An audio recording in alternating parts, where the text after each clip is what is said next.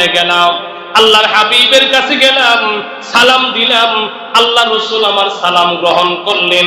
ঘরের দরজা বন্ধ ছিল, ঘরের ভিতরে আল্লাহ রাসূল একজন আম্মা জানের সাথেই ছিলেন।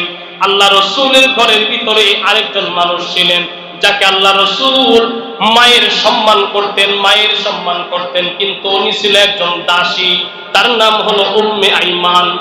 আল্লাহর হাবিবের উম্মে আইমান আল্লাহ রাসূলের দাসী বটে, এটা আব্দুল্লাহর দাসী ছিলেন, আল্লাহ রাসূলের আব্বা জানের দাসী ছিলেন।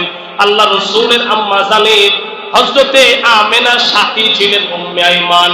উম্মে আইমানকে আল্লাহ রাসূলকে হাতের মধ্যে দিয়া হযরতে আম্মা জান আমেনা রাদিয়াল্লাহু আনহা দুনিয়া থেকে বিদায় হয়ে গেছেন। ওই যে উম্মে আইমান আল্লাহ রাসূলকে শিশুকাল থেকে লালন পালন করেছেন।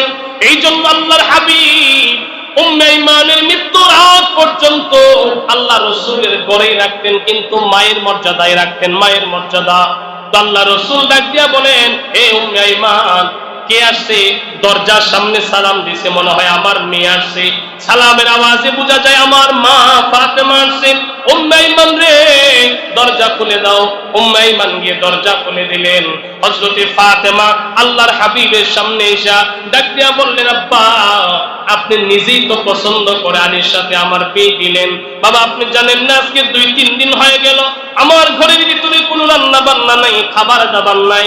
বাবা, আমি সংবাদ পেয়েছি গনিমতের মাল কিছু আসছে এখান থেকে, আমারে যদি আপনি কিছু মাল দেন। আল্লাহর হাবিব বললেন, না এ ফাতেমা, গনিমতের মাল নেওয়ার জন্য আসছো, এই গনিমতের মাল তোমাকে দেওয়া যাবে না। এই গনিমতের মাল আমি আমার গরিব সাহাবীদের জন্য রেখেছি, তাদের ঘরে দিব। ফাতেমা ডাক দিয়ে, আব্বা, আমাদের মতো গরিব সাহাবী মদিনায় কম হইয়াছে, আমরাও তো গরিবের মধ্যে শামিল। আল্লাহর হাবিব বলেন, তুমি যত গরিব হও, তুমি তো বিশ্ব নবী রাহমাতুল লিল আলামিনের কলিজার টুকরা মেয়ে ফাতেমা, মা তোমারে দিতে পারলাম না, যাও যাও। হযরতে ফাতেমা কোনো সম্পদ পাইলেন না, বাগ পাইলেন না, চলে গেলেন। আল্লাহর হাবিব ওই রাতে সারাটা রাত আল্লাহ রাসূল ঘুমাইতে পারেন নাই, কারণ বাবার পেরেশানি আছে না নাই?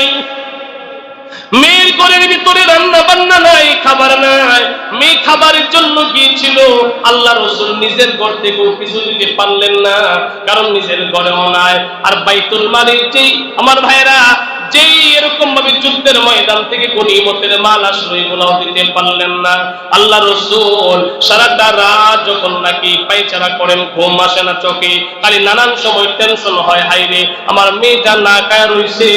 আল্লাহ পাক রব্বুল আলামিন আসমান থেকে ফেরেশতা হযরত জিবরাইলকে পাঠিয়ে দিলেন, হে জিবরাইল, আমার বন্ধুর কাছে যাও, আমার বন্ধুরে গিয়া সালাম দে, আর আমার বন্ধুরে জানায় দে মেয়েকে কেন খালি হাতে পাঠায়া দিল, তার মেয়েকে গিয়া যেন প্রস্তাব দেয়। আমি আল্লাহর পক্ষ থেকে প্রস্তাব হলো, আর তার মেয়ে যদি গনিমতের মাল চায়, আমি আল্লাহ গনিমতের মাল ফাতেমার জন্য আমি বৈধতা করে দিলাম। আর আমার বন্ধুরে জানায় দিবি, আমার বন্ধু যেন ফাতেমার কাছে একটা তসবির আমল শিখায়া দেয়। যদি আমার তার মেয়ে ফাতেমা তসবির আমল চাই, তাইলে তসবির আমল দেয়া দেয়।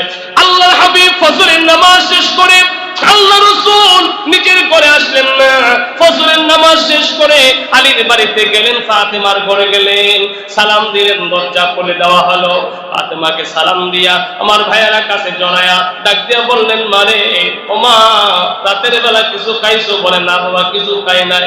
এখন কোন খাবারের ব্যবস্থা আছে? না, এখনো নাই। এ মা, সারাটা রাত আমি চিন্তায় ছিলাম, আল্লাহ পাক আমাকে পাঠাইছেন, তুমি যদি চাও তাইলে বাইতুল মাল, ওই গনিমতের মাল থেকে তোমার একটা বন্টন তোমার ঘরে পাঠায়া দিব। কিন্তু মারে মা, আল্লাহ পাক তোমার জন্য একটা বড় নিয়ামত পাঠাইছে, তুমি চাইলে ওটাও গ্রহণ করতে পারো। হযরত ফাতেমা ডাক দিয়া, আব্বা, গনিমতের মাল রাখেন, আল্লাহ কি পাঠাইছে আপনি একটু এটা আমারে জানায়া দেন।